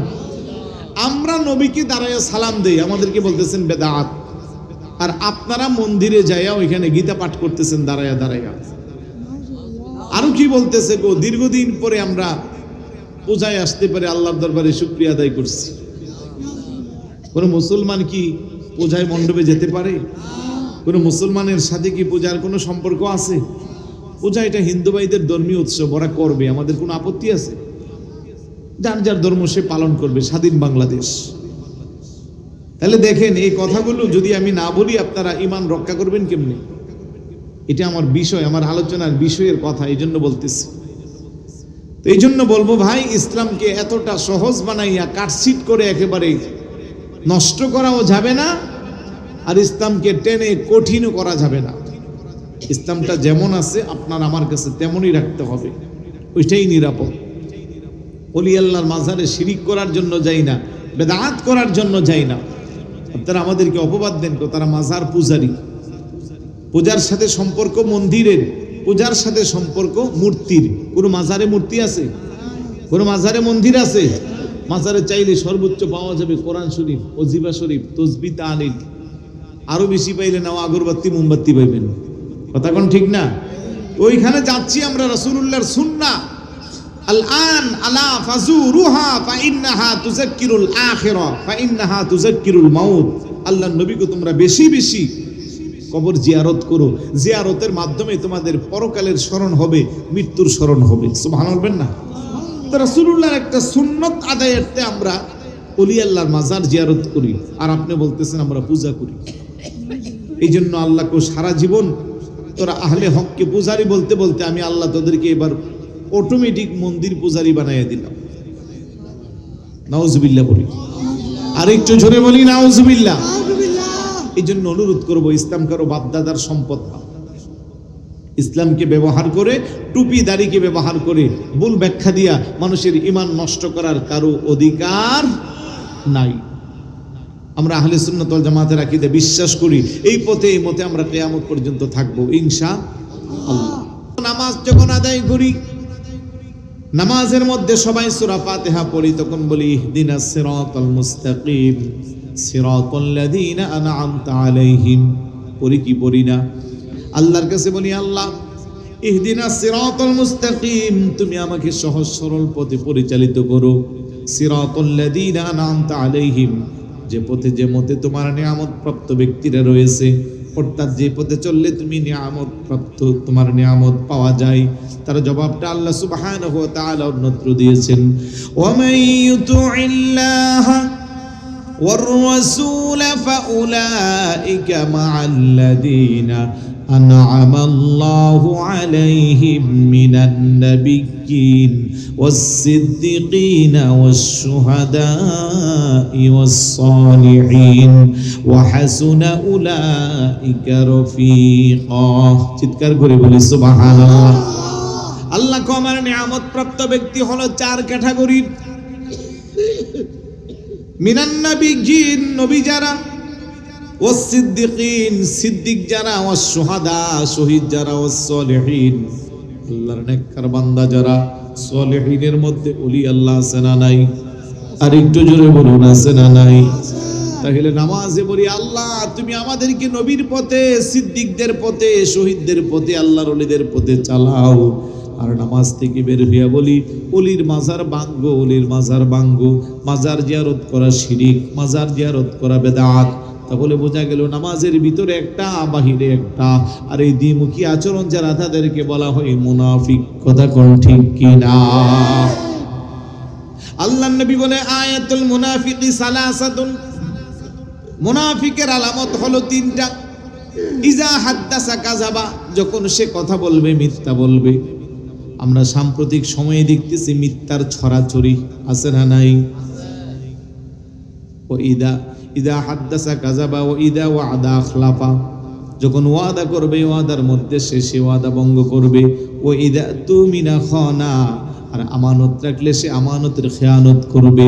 আজকের এই সমাজে তথাকথিত ইসলামিক দাবি করে যারা সমাজে বিশৃঙ্খলা রটাচ্ছে, তাদের জীবন চরিত্রে মুনাফিকের তিনটি আলামতই আমরা দেখতে পাই। কথা কোন ঠিক কিনা? এই জন্য মুনাফিক যদি নামাজও পড়ে, রোজাও রাখে, তারপরেও আপনি তাকে ভালো বলতে পারবেন না। কারণ ১৫০০ বছর পূর্বে আমার আল্লাহ আপনাকে আমাকে জানান দিয়েছে, ইন্নাল মুনাফিকিনা ইখাদিউনা আল্লাহ ওয়া হুয়া খাদিউহুম ওয়া ইযা কামু ইলাস সালাতি কামু কুসালা ইরাউনা আন-নাস ওয়া লা ইয়াযকুরুনা আল্লাহ ইল্লা কলিলা। নিশ্চয় মুনাফিক যারা, ইখাদিউনা আল্লাহ, তারা চায় আল্লাহকে ধোঁকা দিতে, হুয়া খাদিউহুম, কিন্তু সেই ধোঁকার মধ্যে তারা নিজেরাই পড়ে। ওয়া ইযা কামু ইলাস সালাতি কামু কুসালা, নামাজ যখন তারা আদায় করে, সেই নামাজের মধ্যে একাগ্রচিত্ততা থাকে না। ইরাউনা আন-নাস, মানুষকে দেখানোর জন্য পড়ে। ওয়া লা ইয়াযকুরুনা আল্লাহ ইল্লা কলিলা, সেই নামাজে আল্লাহর জিকির ততটা থাকে না। বড় করে বলি নাউযুবিল্লাহ। এই জন্য আল্লাহ বলে, ইন্নাল মুনাফিকিনা ফিদ দারকিল আসফালি মিনান নার, নিশ্চয়ই মুনাফিকদের আবাসস্থল হবে জাহান্নামের সবচেয়ে নিকৃষ্ট স্থানে, সবচেয়ে নিম্ন স্থানে। বড় করে বলি নাউযুবিল্লাহ। তাই এই সমস্ত চরিত্রগুলো যাদের মধ্যে পাবেন, তারাই ফেরকায়ে বাতিল আহলে সুন্নাত ওয়াল জামাতের আকীদা যারা লালন করে, কারো মধ্যে সেই চরিত্র পাওয়া যায় না। বড় করে বলি মারহাবা। আল্লাহ যেন কবুল করে, বলো না আমিন। আরেকটু জোরে বলো না আমিন।